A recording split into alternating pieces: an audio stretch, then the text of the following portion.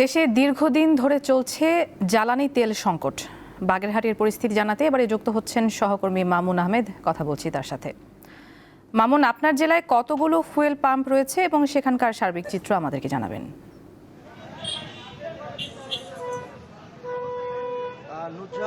সরকারিভাবে জ্বালানি তেলের মূল্য বৃদ্ধি করা হলেও সংকট কিন্তু থামছে না। আমার পিছনে যে লম্বা লাইন, এটি মূলত বাগেরহাটের খানজাহান আলী ফিলিং স্টেশনের, এবং এই স্টেশনে কিন্তু সকাল থেকেই মূলত মোটরসাইকেল চালকদের দীর্ঘ লাইন কিন্তু দেখা যাচ্ছে। এই লাইন কিন্তু প্রায় আধা কিলোমিটার এলাকা জুড়ে। এছাড়া যদি আপনাকে জানিয়ে রাখতে চাই, এখানে কিন্তু মোটরসাইকেলের তেল সংগ্রহ করাকে কেন্দ্র করে লাইন দেওয়াকে কেন্দ্র করে কিন্তু প্রতিনিয়ত বাইকারদের সাথে পাম্প কর্তৃপক্ষের সাথে বাকবিতণ্ডার ঘটনা ঘটছে, এবং এই ঘটনাকে কেন্দ্র করে কিন্তু হাতাহাতির ঘটনাও আমরা দেখতে পেয়েছি। পাশাপাশি আরেকটা বিষয় আপনাদের জানিয়ে রাখি, জ্বালানি তেলের মূল্য বৃদ্ধি করা হলেও সরকারিভাবে পাম্প কর্তৃপক্ষ যেটি বলছে, মূলত এখনও সীমিত পরিসরে মূলত তেল সরবরাহ করা হচ্ছে, যে কারণে এখনও সংকটের যেই চিত্রটি সেটি কিন্তু এখনও দেখা যাচ্ছে।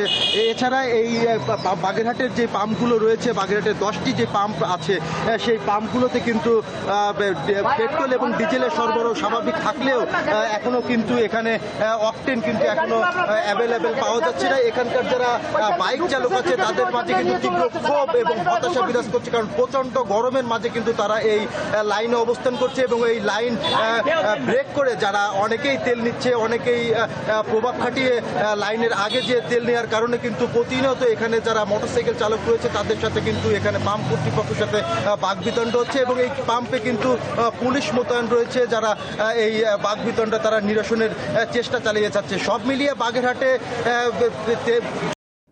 লাইনই কিন্তু বলে দেয় যে আসলে জ্বালানি তেলের এখনো সংকট কতটা ভয়াবহ পরিস্থিতি রয়েছে। এই ছিল বাগেরহাট থেকে আমার কাছে সর্বশেষ নুজহাত। বাগেরহাট থেকে তেল সংকটের খবর নিয়ে যুক্ত ছিলেন সহকর্মী মামুন আহমেদ।